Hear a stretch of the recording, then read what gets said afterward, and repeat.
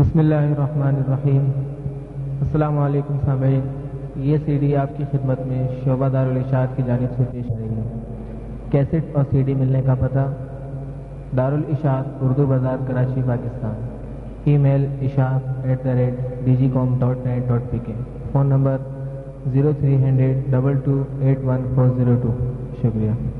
لا هادي له وأشهد أن لا إله إلا الله وحده لا شريك له وأشهد أن سيدنا وسندنا ونبينا ومولانا محمدا عبده ورسوله صلى الله تعالى عليه وعلى آله وأصحابه وبارك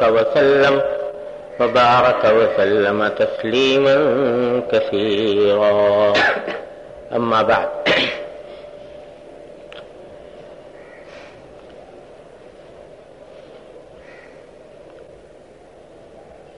عن ابن عمر رضي الله تعالى عنهما قال: ما من جرعة أعظم عند الله أجرا من جرعة غيظ كظمها عبد ابتغاء وجه الله تعالى. جیسا میں نے عرض کیا تھا کہ یہ کتاب الادب المفرد جو ہم کئی سال سے پڑھتے ہیں اور امام بخاری کی تالیف ہے، جس میں رسول کریم صلی اللہ علیہ وسلم کے ارشادات اور صحابہ کرام اور تابعین کے ارشادات جمع کیے ہیں، وہ اب ختم ہو رہی ہے اور یہ اس کا آخری حصہ ہے۔ آخر میں امام بخاری رحمۃ اللہ علیہ نے کچھ ابواب قائم کیے ہیں غصے کے بارے میں، اور پھر آگے دوستی دشمنی کے بارے میں۔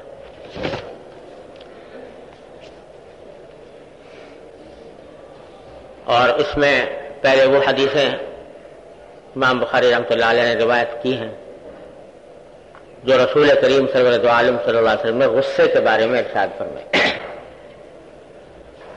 جیسے پچھلے اتوار کو عرض کیا تھا کہ غصہ بہت ساری باطنی بیماریوں کی جڑ ہے اور اس سے بے شمار گناہ سرزد ہوتے ہیں۔ اگر غصہ قابو میں نہ ہو تو اللہ بچائے وہ انسان کو بہت سی معصیتوں میں، گناہوں میں، منکرات میں مبتلا کر دیتا ہے۔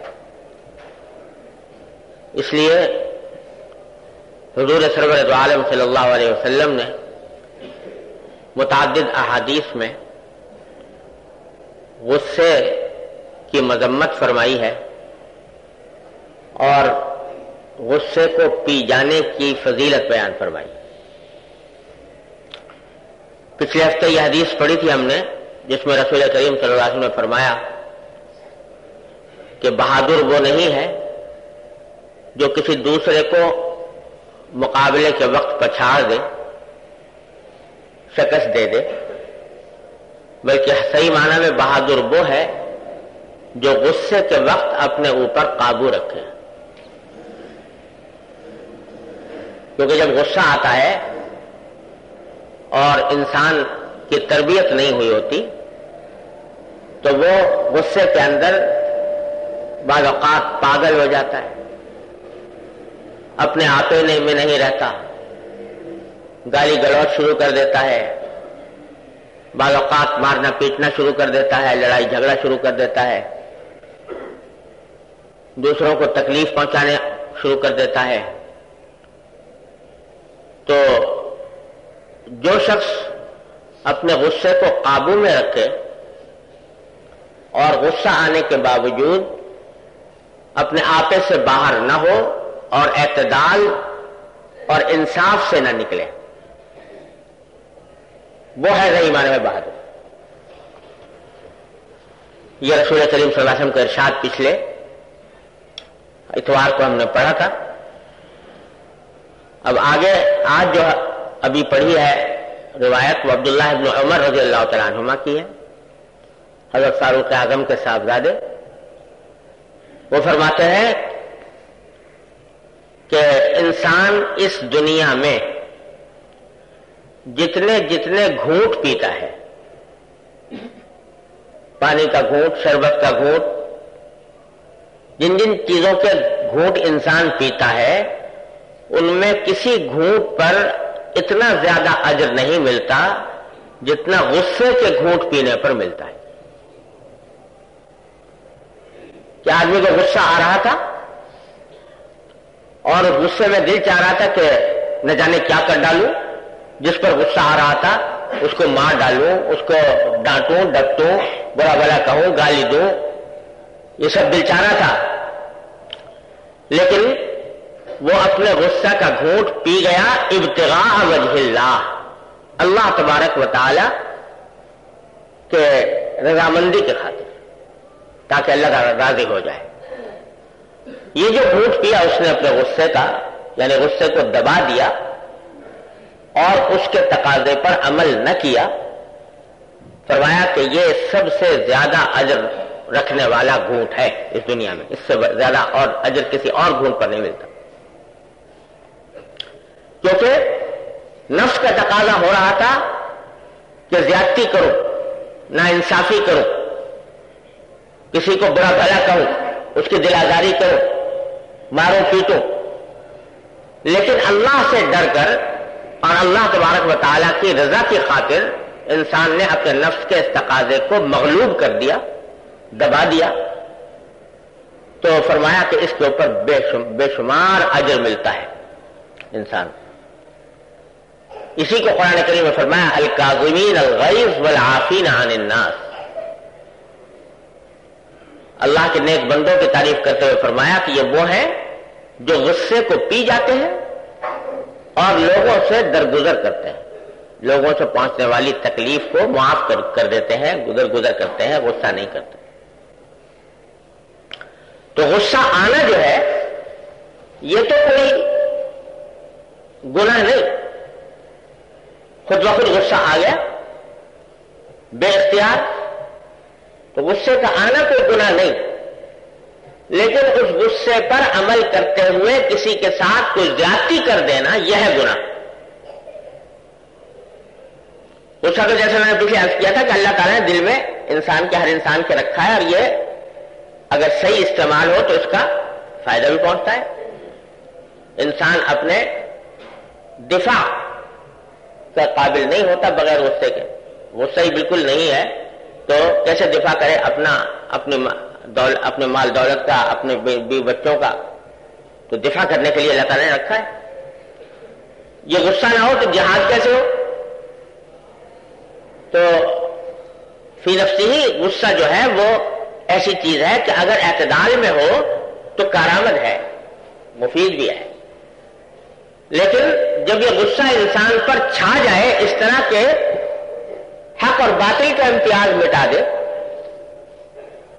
انصاف اور ظلم کا امتیاز مٹا دے اور انسان ناقص انصافی پر آمادہ ہو جائے، یہ ہے گناہ اور ہلاکت میں ڈالنے والی چیز۔ اس لیے فرمایا کہ اس کا علاج یہی ہے کہ پی جاؤ اس کو، غصے کو، اس کے تقاضے پر عمل نہ کرو۔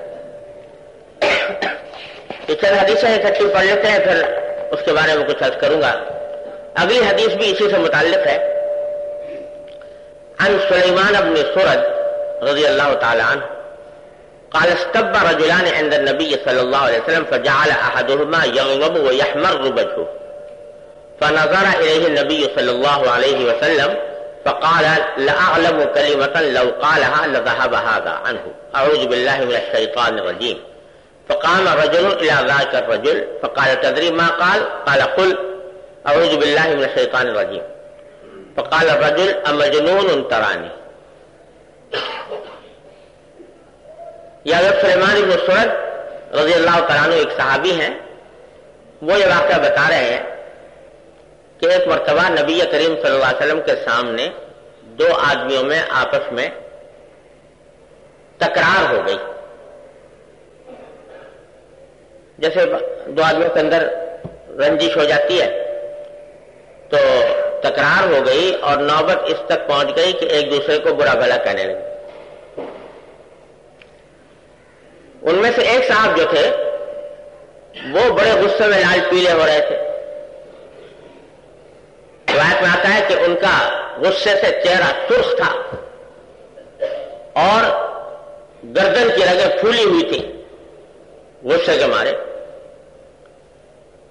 تو نبی کریم صلی اللہ علیہ وسلم نے جب ان کو دیکھا تو فرمایا کہ مجھے ایسا کلمہ معلوم ہے کہ اگر یہ شخص جو اس وقت سخت غصے میں ہے وہ کلمہ اگر کہہ دے تو یہ غصے کی جو بہت حد سے گزری ہوئی کیفیت اس کے اوپر طاری ہے یہ دور ہو جائے، یعنی غصہ دور ہو جائے. اور فرمایا کہ وہ کلمہ ہے اعوذ باللہ من الشیطان الرجیم. اس غصے کی حالت میں اگر یہ آدمی اعوذ باللہ من الشیطان الرجیم کہہ دے تو اس کا غصہ دور ہو جائے. تو ایک صاحب جنہوں نے حضور سے یہ بات سنی وہ اٹھ کر گئے اس آدمی کے پاس جو سامنے غصے میں لال پیلا ہو رہا تھا. اس سے جا کر کہا کہ تمہیں پتا ہے کہ حضور نے کیا بتایا علاج تمہارا؟ حضور نے کیا کہا ہے؟ تو انہوں نے کہا کہ یہ کہا ہے کہ تم اس غصے کی حالت میں اعوذ باللہ من الشیطان الرجیم کہہ لو تو تمہارا غصہ دور ہو جائے. یہ صاحب جو غصے میں تھے اللہ بچائے لگتا یوں ہے کہ یہ منافقین میں تھے. صحابہ کرام میں سے کوئی بھی رسول کریم صلی اللہ علیہ وسلم کے سامنے اس طرح کا غصے کا اظہار نہیں کیا کرتا تھا. تو جب انہوں نے سنا کہ حضور نے یہ فرمایا کہ اعوذ باللہ من الشیطان الرجیم کہہ لو تو بجائے اس کے کہ وہ اس کا احسان مانتے اور کہہ دیتے اعوذ باللہ من الشیطان الرجیم، کہنے لگے اس شخص سے جو پیغام لایا تھا کہنے لگے کہ کیا تم مجھے پاگل سمجھتے ہو؟ یعنی اعوذ باللہ من الشیطان الرجیم کے معنی یہ ہے کہ میں اللہ کی پناہ مانگتا ہوں شیطان مردود سے، مردود شیطان سے پناہ مانگتا ہوں اللہ. تو کہنے لگے کہ کیا تم مجھے مجنون سمجھتے ہو کہ میرے اوپر شیطان چڑھ گیا ہے جو میں پناہ مانگوں؟ ایسی فضول کی بات کہہ دی. اللہ بچائے منافقین اسی قسم کی باتیں کیا کرتے تھے. لیکن حدیث کا جو منشا ہے وہ اس میں رسول کریم صلی اللہ علیہ وسلم نے علاج بتایا غصے کا، کہ جب کبھی انسان کو غصے کی کیفیت طاری ہو جائے کسی انسان کے اوپر تو یہ کلمہ کہہ لیا کرے اعوذ باللہ من الشیطان. اور در حقیقت یہ تشریح ہے قرآن کریم کی ایک آیت. قرآن کریم میں باری تعالیٰ نے ارشاد فرمایا وَإِمَّا يَنزَغَنَّكَ مِنَ الشَّيْطَانِ نَزْغٌ فَاسْتَعِذْ بِاللَّهِ مِنَ الشَّيْطَانِ الرَّجِيمِ. قرآن کریم نے کہا کہ جب بھی تمہیں شیطان کوئی کچوکا لگائے، لفظ یہ ہے کہ کچوکا لگائے، کچوکا لگانے سے مراد ہے وسوسہ ڈالے کوئی دل میں. جب بھی شیطان کوئی دل میں وسوسہ ڈالے تو یہ کہہ لیا کرو کہ اعوذ باللہ من الشیطان الرجیم، میں اللہ کی پناہ مانگتا ہوں میں مردود شیطان سے. تو یہ قرآن کریم نے کہا ہے کہ جب بھی کہیں کچوکا لگائے، اب کچوکا لگانا شیطان کا یہ ہے کہ کسی گناہ کی طرف انسان کو چلائے، اس کا ذہن، اس کا خیال، اس کے ارادے کچھ گناہ کی طرف چلنے لگے، یا اور کوئی ایسی کیفیت طاری ہو جائے جس میں اندیشہ ہو گناہ میں مبتلا ہو جانے کا. تو اللہ کی پناہ مانگو شیطان رجیم. بڑا زبردست نسخہ بتا دیا یہ قرآن کریم نے اور رسول کریم سرور عالم صلی اللہ علیہ وسلم نے. اور یہ نسخہ اگر انسان اعتقاد کے ساتھ اور اللہ تبارک و تعالیٰ کی رضاجوئی کی خاطر اختیار کرے تو ہر چیز میں معاون ہے.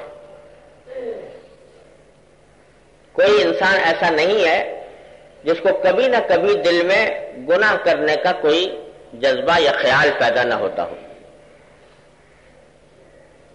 شیطان دل میں ڈالتا رہتا ہے یہ گناہ کر لو وہ گناہ کر لو، تو خیالات تو ہر ایک کو آتے ہیں، بڑے بڑے بھی اس سے مستثنا نہیں، خیال گناہ کا خیال آنے سے. قرآن نے کیونکہ جانتے باری تعالیٰ سے زیادہ کون جانتا ہوگا کہ یہ انسان ہے، میرا بندہ ہے، ان کے دل میں گناہوں کے خیالات آئیں گے، تو تدبیر بتا دی کہ تدبیر یہ ہے کہ جب کبھی شیطان دل میں ڈالے کسی گناہ کا خیال تو اللہ کی پناہ مانگ لو، اعوذ باللہ من الشیطان الرجیم، اللہ کی پناہ میں آ جاؤ۔ شیطان جب کسی ناجائز کام کی دعوت دیتا ہے اور دل میں خیالات ڈالتا ہے تو گویا یوں سمجھو کہ جیسے ایک ڈاکو ہے جو تمہیں اغوا کر کے لے جانا چاہتا ہے۔ تو جیسے ایک بچہ ہوتا ہے، اگر اس کو کوئی ڈاکو اغوا کر کے لے جانا چاہے تو اس کا پہلا کام یہ ہے کہ وہ کسی طرح اپنے ماں باپ کے پاس پہنچ جائے، ماں باپ کی پناہ لے لے، ان کی گود میں چلا جائے۔ تو باری تعالیٰ فرماتے ہیں جب کبھی شیطان ڈاکو تم پر حملہ آور ہو اور تمہیں اغوا کر کے لے جانا چاہے، ہماری گود میں آ جاؤ، اعوذ باللہ من الشیطان الرجیم، ہماری پناہ میں آ جاؤ، ہماری گود میں آ جاؤ۔ تو ہماری پناہ میں جب آ جاؤ گے تو انشاءاللہ شیطان کا داؤ نہیں چلے گا۔ کر کے دیکھو، یہ اللہ تعالیٰ سے پناہ مانگنے کا عمل، استعاذہ اللہ کی پناہ مانگنے کا عمل جو ہے بڑا عجیب ہے۔ جب کبھی ہمارے حضرت والا فرمایا کرتے تھے، ہمارے حضرت عارفی قدس اللہ تعالیٰ سے رہو، کہ جب کبھی کوئی اندیشہ دل میں پیدا ہو، کوئی خوف آئے، کسی گناہ کا خیال آنے لگے، کوئی تشویش لاحق ہو، فوراً کہو اعوذ باللہ من الشیطان الرجیم، اے اللہ میں آپ کی پناہ مانگتا ہوں، مجھے پناہ دے دی۔ تو اللہ تبارک و تعالیٰ انشاءاللہ اس خوف، اس اندیشے سے یا اس کے کم از کم برے نتائج اور اثرات سے آپ کو محفوظ رکھے۔ اس کا پہلا عمل اللہ کی پناہ طلب کرنے کا پہلا فائدہ تو یہ ہوتا ہے کہ انشاءاللہ اللہ تبارک و تعالیٰ وہ جو جس چیز کا خوف ہے یا جس چیز کا اندیشہ ہے اس کو دور فرما دے۔ خوف ہو رہا ہے کہ فلاں کام ہوگا، فلاں دشمن میرے پر غالب آ جائے گا، خوف ہو رہا ہے کہ میں پھسل جاؤں گا، گناہ میں مبتلا ہو جاؤں گا، وغیرہ وغیرہ وغیرہ۔ آپ نے صدق دل سے خشوع کے ساتھ اللہ تعالیٰ کی پناہ، یا اللہ یہ اندیشے مجھے ستا رہے ہیں، یا اللہ مجھے اپنی رحمت سے اپنی پناہ میں لے لیجئے، مجھے ان اندیشوں سے محفوظ رکھیں، اعوذ باللہ من الشیطان الرجیم۔ صدق دل سے، خشوع سے اور حضور قلب کے ساتھ اللہ تعالیٰ کی پناہ مانگ لو۔ تو اول تو یہی ہوگا کہ انشاءاللہ جن خطرات سے پناہ مانگ رہے ہو اللہ تبارک و تعالیٰ ان خطرات کو دور کر دیں گے۔ جب کوئی پناہ مانگے اللہ کی تو ایک موقع پر رسول کریم صلی اللہ علیہ وسلم نے فرمایا تھا کہ ایک خاتون سے فرمایا تھا لقد عزت بمعاذ، اس نے اعوذ باللہ من الشیطان الرجیم پڑھا تھا، تو آپ نے فرمایا کہ لقد عزت بمعاذ، کہ تم نے ایسی پناہ مانگی جو اسی کی پناہ مانگنی چاہیے، اسی کی پناہ میں جانا چاہیے۔ تو اللہ کی پناہ ایسی ہی ہے، اس کا اصل تقاضا یہ ہے کہ وہ خطرہ دور ہو جائے، وہ پیش نہ آئے۔ اور اگر اللہ تبارک و تعالیٰ کی مشیت ہے کہ وہ خطرہ پیش آئے، یہ ہمارے آپ کی خواہشات پر تو دنیا نہیں چلتی، وہ تو اللہ تبارک و تعالیٰ کی مشیت پر چلتی ہے۔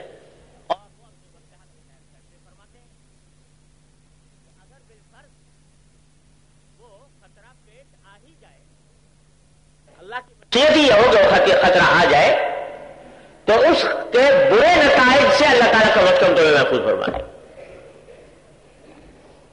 اگر پناہ نہ مانگتے تو نہ جانے کس ہلاکت میں جا کر گرتے۔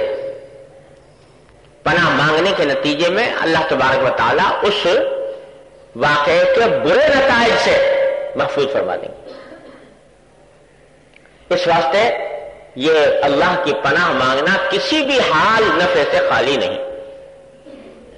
سب سے پہلا نفع تو یہ ہے کہ جب تم نے اعوذ باللہ من الشیطان الرجیم کہا، اللہ کی پناہ طلب کی، تو اللہ جل جلالہ کی طرف رجوع کی دولت نصیب ہوئی، رجوع الی اللہ کی دولت نصیب ہوئی.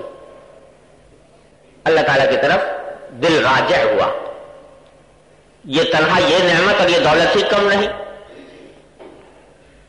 دوسرے، جب اللہ جل جلالہ کی طرف رجوع کیا، اللہ تبارک و تعالیٰ کا نام لیا، ان کی پناہ مانگی تو اپنے فائدے کے لیے، لیکن صرف اس جملے کے زبان سے ادا کرنے پر اللہ تبارک و تعالیٰ ثواب عطا فرماتے ہیں. جو کچھ نتائج ہو رہے ہیں وہ بات کی بات ہو نہ ہو، لیکن اعوذ باللہ من الشیطان الرجیم جب زبان سے نکالا تو تنہا یہ الفاظ زبان سے نکالنے پر اللہ تعالیٰ کے یہاں اجر، تو رجوع الی اللہ کی دولت ملی، اجر و ثواب نقد عطا ہوا. اس کے بعد تیسرا یہ کہ جس اندیشے سے پناہ مانگ رہے ہو اللہ تعالیٰ اس سے حفاظت فرمائے. اور اگر کسی وجہ سے اللہ تعالیٰ کی مشیت یہ ہو کہ وہ اندیشہ واقع ہو، تب بھی اس کے برے نتائج سے اللہ تبارک و تعالیٰ محفوظ رکھے گا انشاءاللہ. تو یہ سارے فوائد ہیں اس کلمے کے. اور جیسا میں نے عرض کیا کہ ہر گناہ کا تقاضا، جب بھی گناہ کا تقاضا پیدا ہو، کسی بھی گناہ کا تقاضا پیدا ہو، فوراً کہو اعوذ باللہ من الشیطان الرجیم، یا اللہ یہ شیطان مجھے اغوا کرنا چاہتا ہے، بہکا رہا ہے اور گناہ کی طرف لے جانا چاہتا ہے، اے اللہ اپنی رحمت سے مجھے اپنی پناہ میں لے لیجئے. عادت ڈالیں اس کی، اور جب عادت پڑ جائے گی، مشق ہو جائے گی، پھر دیکھیے اس کے کرشمے اللہ تبارک و تعالیٰ کے فضل و کرم. تو ہر گناہ میں ہے، لیکن یہاں اس حدیث میں خاص طور پر فرمایا کہ جب آدمی پر غصہ طاری ہو اور غصہ بڑھنے لگے تو اس کو چاہیے کہ اعوذ باللہ من الشیطان الرجیم کا ہے. حدیث میں غصے کے اور بھی علاج بتائے گئے ہیں. ایک علاج یہ ہے جو حدیث میں آیا کہ اگر تم کھڑے ہو تو بیٹھ جاؤ، بیٹھے ہو تو لیٹ جاؤ، اپنے سے نچلی کیفیت میں چلے جاؤ. یہ بڑی عظیم یہ بھی نصیحت ہے، کیونکہ غصے کا حساب کتاب ایسا ہے کہ یہ جو ہے، یہ غصہ جو ہے یہ انسان کے اندر اسپرنگ لگا دیتا ہے، اچھل کود شروع کر دیتا ہے غصے میں. عام طور سے یہ ہے کہ غصہ جو ہے یہ انسان کو آمادہ کر دیتا ہے، اگر لیٹا تو بیٹھ جائے گا غصے میں آ گیا، اور بیٹھا ہے کھڑا ہو جائے گا. یہ ہوتا ہے غصہ جو ہے وہ انسان کو اچھالتا ہے، ابالتا ہے، اوپر کی طرف لے جاتا ہے. خاصیت یہ ہے غصے کی. اور اس کا نتیجہ یہ ہے کہ جب آدمی لیٹے سے بیٹھ گیا، بیٹھے سے اٹھ گیا، تو پھر وہ اپنے ہاتھ پاؤں کو استعمال کرے گا، زبان کو استعمال کرے گا نہ، اور اس میں حدود سے متجاوز ہو جائے گا، گناہ کا مرتکب ہو جائے گا. اس کو اگر الٹے لے جاؤ کہ غصہ جو چاہ رہا ہے کہ میں ابلوں اور اچھلوں اور اوپر کی طرف جاؤں، نبی کریم صلی اللہ علیہ وسلم فرماتے ہیں کہ تم اس کو الٹی طرف لے جاؤ، کھڑے ہو تو بیٹھ جاؤ، بیٹھے ہو تو لیٹ جاؤ. تو کیا ہوگا کہ اس کا جو جوش ہے غصے کا، اس میں جو ابال ہے وہ ابال بیٹھ جائے گا. یہ فرمایا. تیسرا علاج یہ فرمایا کہ ایسی حالت میں پانی پی لو. یہ غصہ جو ہے یہ بھی ایک آگ ہے جو انسان کے باطن میں بھڑک اٹھتی ہے، اور آگ کا علاج کیا ہے؟ پانی. آگ کیسے بجھائی جاتی ہے؟ پانی سے. تو پانی پی لو. 3 علاج تو یہ آپ نے بیان فرمائے جسمانی. اعوذ باللہ من الشیطان الرجیم پڑھو, کھڑے ہو تو بیٹھ جاؤ, بیٹھے ہو تو لیٹ جاؤ, اور پانی پی لو. یہ 3 علاج تو جسمانی ہے. اور ایک چوتھا علاج ذہنی, اللہ ذہنی علاج, یا یوں کہہ لو نفسیاتی علاج. ایک اور حدیث میں رسول کریم صلی اللہ علیہ وسلم کی طرف سے منقول ہے کہ ایک مرتبہ ایک صاحب تھے, صحابہ کرام میں سے, وہ اپنے غلام پر ناراض ہو رہے تھے اور غصہ کر رہے تھے, اور اس غصے میں اندیشہ تھا کہ شاید وہ کچھ حد سے آگے بڑھ جائیں. رسول کریم صلی اللہ علیہ وسلم پیچھے سے تشریف لا رہے تھے. آگے سامنے یہ منظر دیکھا کہ وہ اپنے غلام پر غصہ کر رہے ہیں, اور اس میں بھی غصے کے آثار ان کے جسم پر نمایاں ہیں.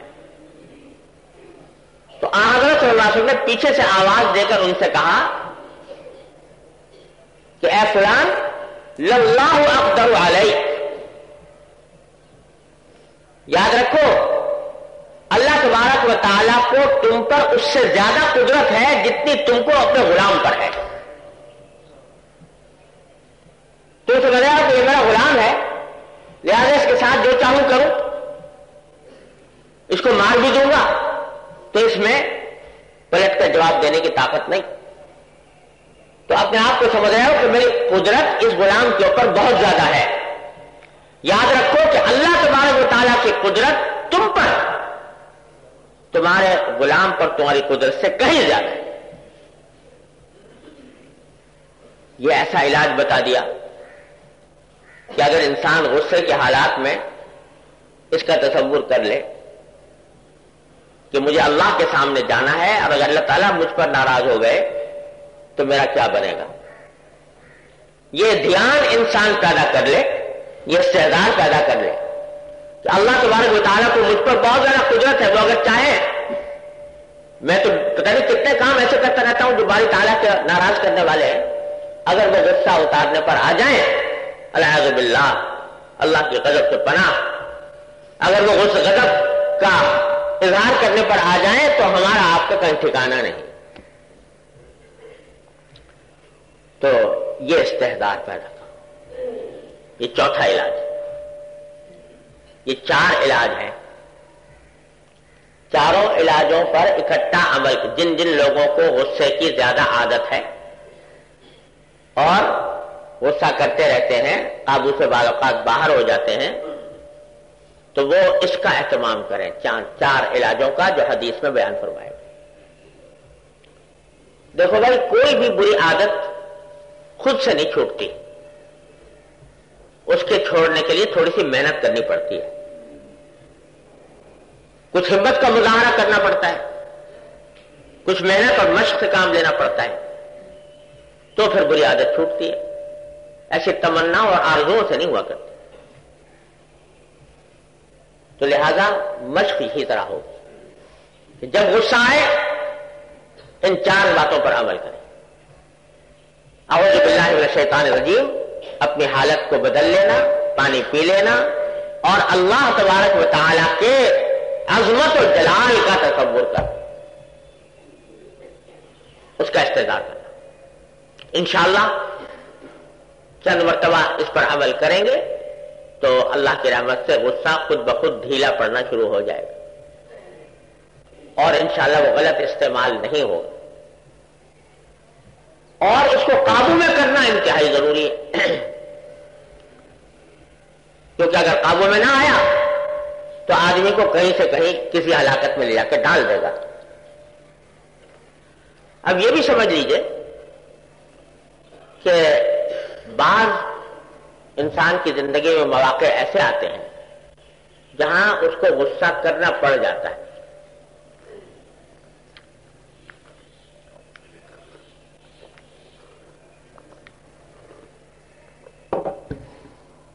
غصہ کرنا پڑ جاتا ہے. اگر نہ کرے تو بعض اوقات غصہ نہ کرنے سے نقصان ہو جاتا ہے.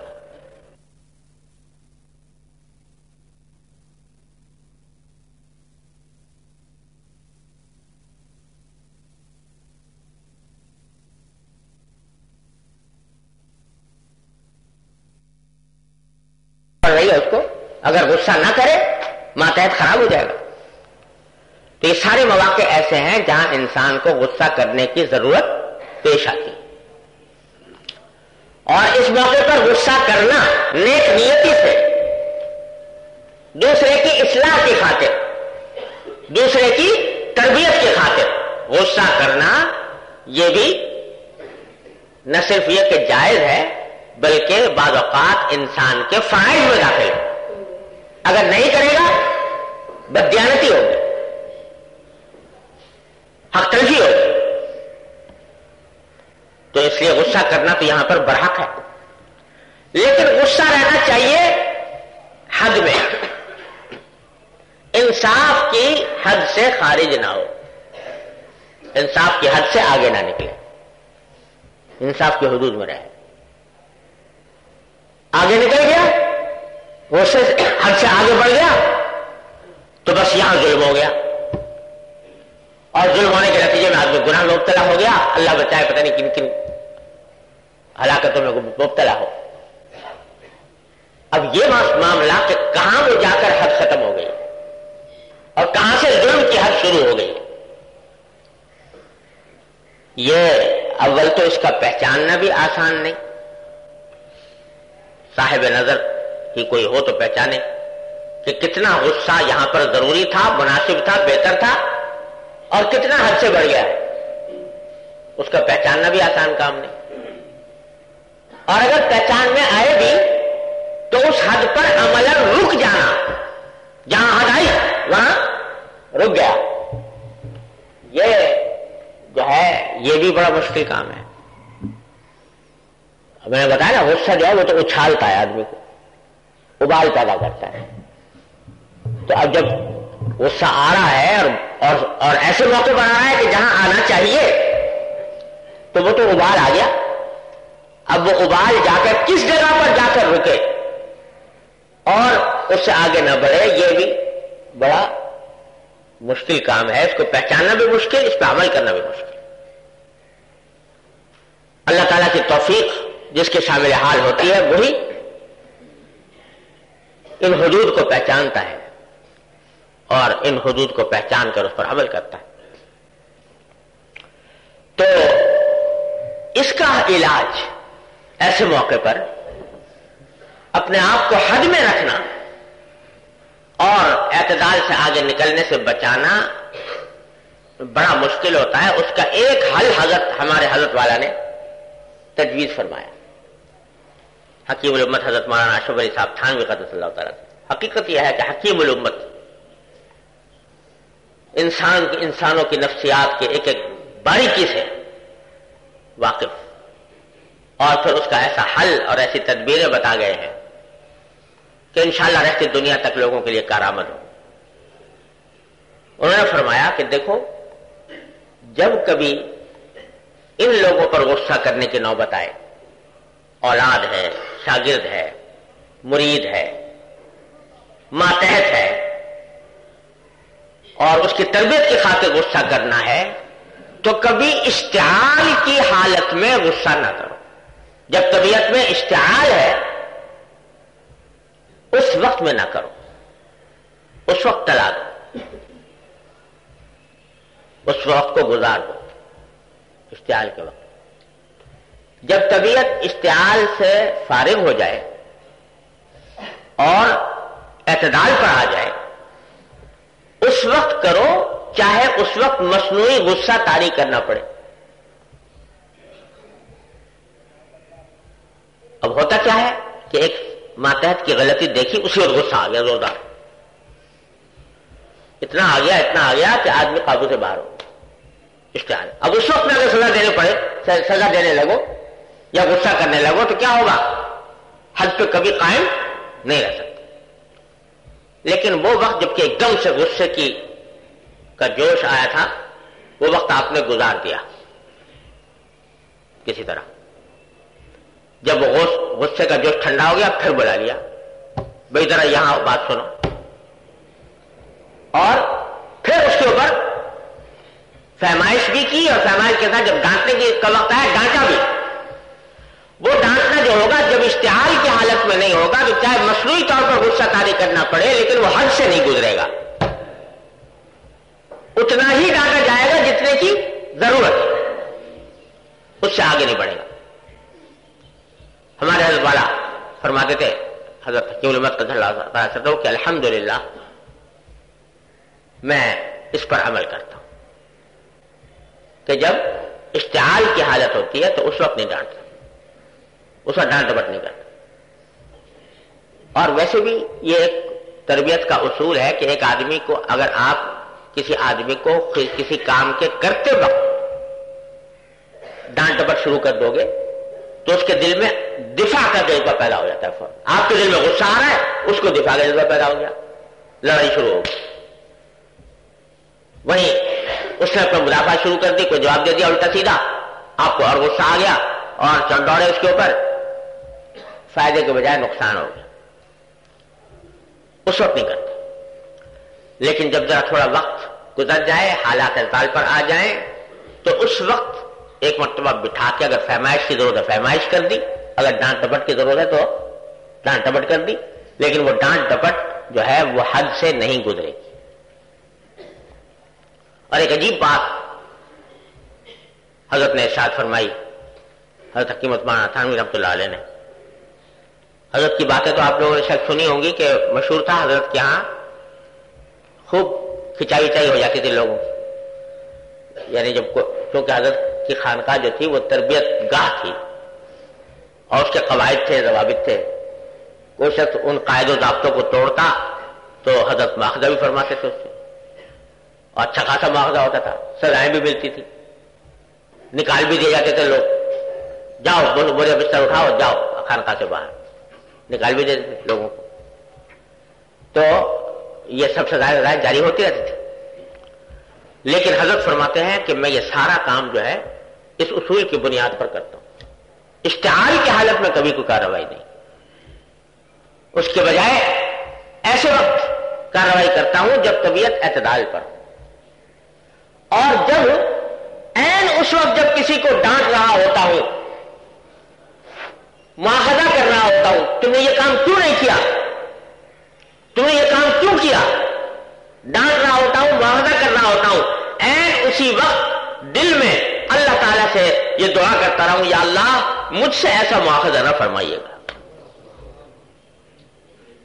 یا اللہ یہ جو بھی اس کو مواخذہ کر رہا ہوں یہ اس لیے کر رہا ہوں کہ میرے دل میں فرض ہے کہ اس کے سے مواخذہ کروں، اس لیے کر رہا ہوں، لیکن اللہ مجھے بھی آپ کی بارگاہ میں پیش ہونا ہے کہ اللہ مجھ سے ایسا مواخذہ نہ فرمائیے گا. ساتھ ساتھ دل میں اللہ تعالیٰ سے یہ دعا کرتا رہتا ہوں. اب آپ اندازہ لگاؤ کہ جو شخص اشتعال کی حالت میں یہ کارروائی کرتا ہی نہیں، اور جب کرتا ہے تو اس طرح کرتا ہے کہ عین مواخذے کے وقت میں بھی دل جڑا ہوا ہے اللہ تبارک و تعالیٰ کے ساتھ، اور وہاں دعائیں مانگ رہے ہیں کہ اللہ مجھ سے ایسا مواخذہ نہ فرمائیے گا، وہ حد سے کیسے گزرے گا، وہ حد سے آگے کیسے بڑھ جائے گا. تو جب اپنی اصلاح کی فکر ہوتی ہے اور اس بات کا اہتمام ہوتا ہے کہ میں حد سے نہ گزروں، تو پھر یہ اہتمام کرنے پڑتے ہیں. حضرت والا نے یہ اہتمام کر کے دکھائے. تو بھائی ایسے مواقع پر حضرت والا کے اس نسخے کو استعمال کرنا چاہیے. لوگ اکثر و بیشتر لکھتے رہتے ہیں خط میں کہ مجھے غصہ بہت آتا ہے، غصہ بہت آتا ہے. تو بھائی غصہ آنا جو ہے وہ میں نے عرض کیا کہ یہ بند تو ہوگا نہیں، وہ تو ایک فطری جذبہ ہے جو انسان کے دل میں آتا ہے، اس پر مواخذہ بھی کوئی نہیں.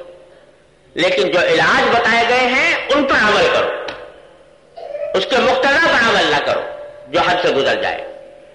اور شروع میں جو مبتدی ہے جس نے ابھی اپنی اصلاح اور تربیت کرانی شروع کی ہے اس کو تو چاہیے کہ غصہ کرے ہی نہیں، جائز بات تو بھی نہ کرے، ناجائز تو بھی نہ کرے، کیونکہ حدود میں رہنا اس کے لیے مبتدی آدمی کے لیے مشکل ہے۔ کچھ عرصہ تو ایسا گزارے کہ غصہ آئے بھی کچھ بھی ہو لیکن غصہ کرے گا نہیں، کسی کے اس کے تقاضے پر عمل کر کے کسی کو برا بھلا نہیں کہے گا، کوئی سخت کلمہ زبان سے نہیں نکالے گا، کوئی اقدام نہیں کرے گا، اس کا اہتمام۔ پھر جب ذرا وہ دھیرے دھیرے معاملہ قابو میں آنے لگے تو پھر ان حدود کی رعایت کی جائے جو میں نے آپ کے سامنے عرض کی ہیں۔ اللہ تبارک و تعالیٰ اپنے رحمت سے، اپنے فضل و کرم سے مجھے آپ کو سب کو اس پر عمل کی توفیق عطا فرمائے۔ ہمارے تم جتنے اکابر ہیں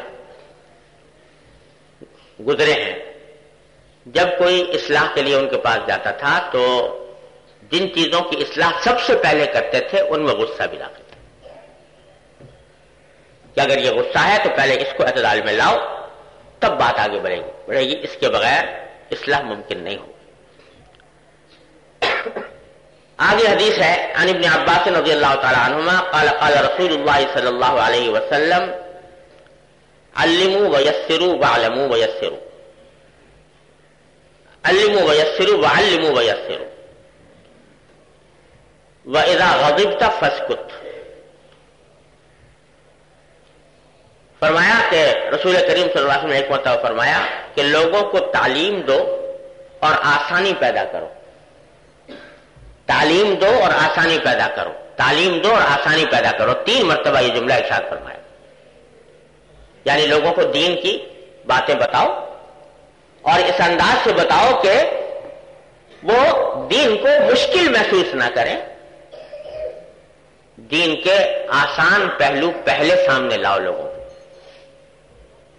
یہ مطلب نہیں کہ دین میں کبھی مشقت ہی نہیں ہوگی، مشقت تو ہوگی، لیکن جب کسی کو دین کی طرف بلا رہے ہو تو پہلے دین کا وہ پہلو اس کے سامنے لاؤ جو آسان ہو، تاکہ اس کو وحشت نہ ہو، وہ فوراً ہی بھاگ نہ کھڑا ہو، پہلے قریب آ جائے تو پھر آگے بڑھنے کی قوت پیدا ہو۔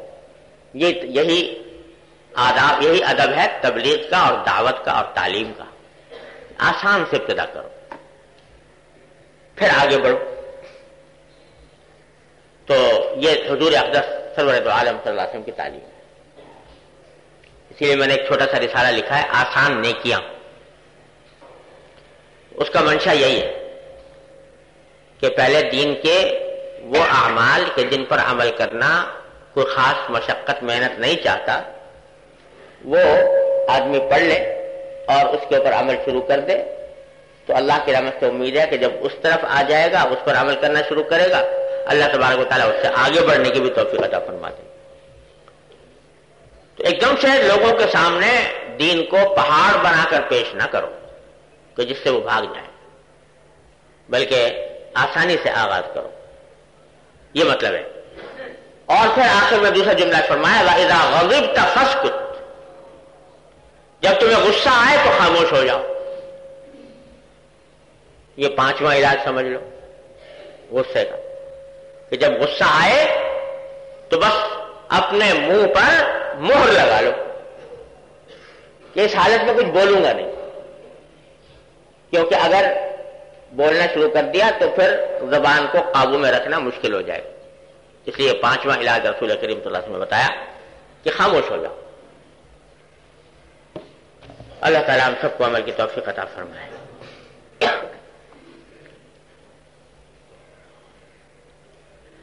آگے جس باب پر ختم کیا امام بخاری نے اس کتاب کو وہ ہے کہ دوستی اور دشمنی ان دونوں کو حد میں رکھو، حد سے نہ گزرو۔ اس میں حضرت علی رضی اللہ تعالیٰ عنہ کا پہلے قول نقل کیا ہے کہ وہ فرماتے ہیں کہ احبب حبیبک ہونما عسى ان يكون بغيضك يوما وابغض بغيضك هونما عسى ان يكون حبيبك يوما ما.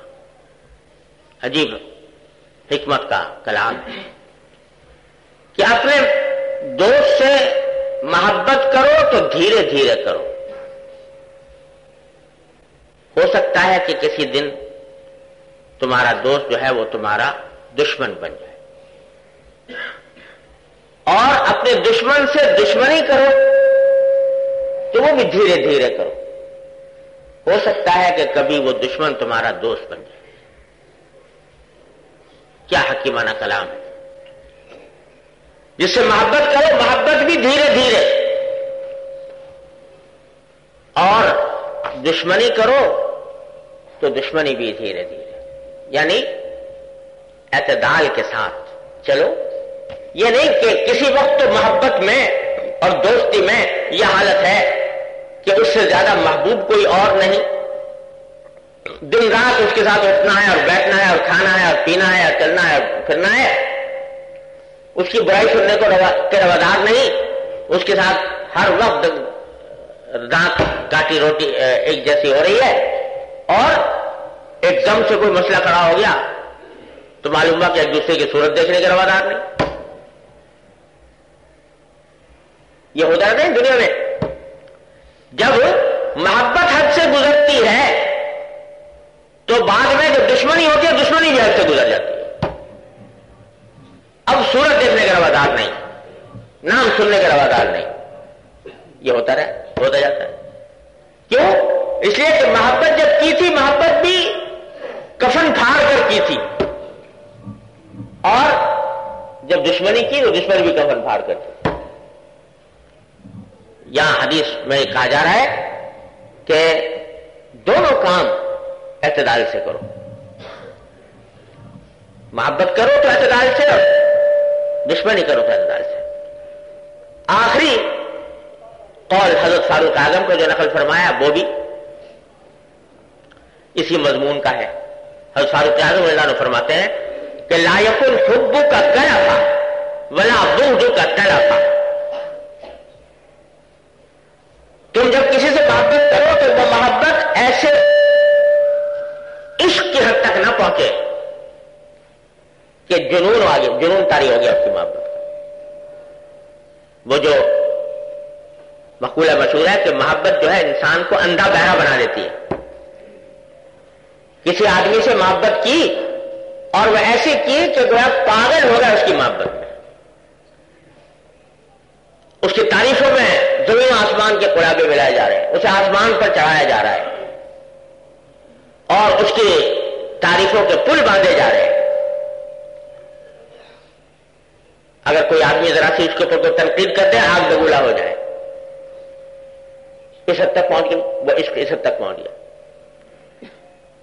تو یہ بھی اعتدال سے زیادہ کی بات ہے. دیکھو نبی کریم صلی اللہ علیہ وسلم نے صدیق اکبر رضی اللہ عنہ کے بارے میں فرمایا. صدیق اکبر جو تھے وہ نبی کریم صلی اللہ علیہ وسلم کے ان سے زیادہ جانثار صحابی کوئی اور نہیں تھا، اور حضور کے تابع فرمان. اور کیا انسان کوئی مثال پیش کر سکتا ہے جیسی صدیق اکبر نے نبی کریم صلی اللہ علیہ وسلم کی رفاقت کا حق ادا کیا. لیکن حضور نے کیا فرمایا کہ لو كنت متخذا خلیلا لاتخذت ابا بکر خلیلا.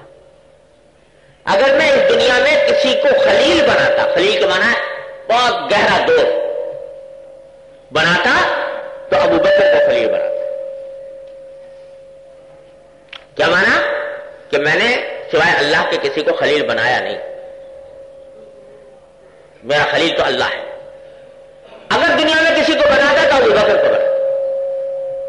ایسی زبردست یعنی محبت کا اظہار فرمایا، لیکن اس حدود کی رعایت کے ساتھ. تو محبت ضرور کرو، ساری مخلوق سے کرو، اللہ کی ساری مخلوق سے محبت کرو، لیکن محبت وہ اعتدال میں رہنی چاہیے، وہ حد سے نہ گزرے اور وہ جنون کی حد تک نہ پہنچے. جب جنون کی حد تک پہنچتی ہے تو انسان کے اندر انصاف نہیں رہتا. اسی طرح جب دشمنی کرو کسی سے یا بغض رکھو کسی سے کوئی تمہیں پسند نہیں ہے کوئی آدمی، اس سے طبیعت میں کراہیت ہے، تو وہ کراہیت اور ناپسندیدگی بھی حد میں ہونی چاہیے. یہ نہیں کہ دشمنی ہو گئی تو بس اب اس کی اچھائی بھی برائی بن گئی، اور اس کا جب بھی تصور آتا ہے تو برائی کے ساتھ ہی آتا ہے. کوئی آدمی اگر اس کی اچھائی بھی ذکر کرے تو ناگوار ہو کہ کیوں کر رہا ہے یہ اچھائی. حالانکہ اس کائنات میں اللہ تعالیٰ نے یہ خاصیت رکھی ہے کہ یہاں پر ہر چیز میں کچھ اچھائیاں ہوتی ہیں، کچھ برائیاں ہوتی ہیں. کوئی ذات ایسی نہیں ہے انبیاء کرام کے بعد کہ جو برائیوں سے بالکل پاک ہو. اچھائی بھی ہوگی، برائی بھی ہوگی.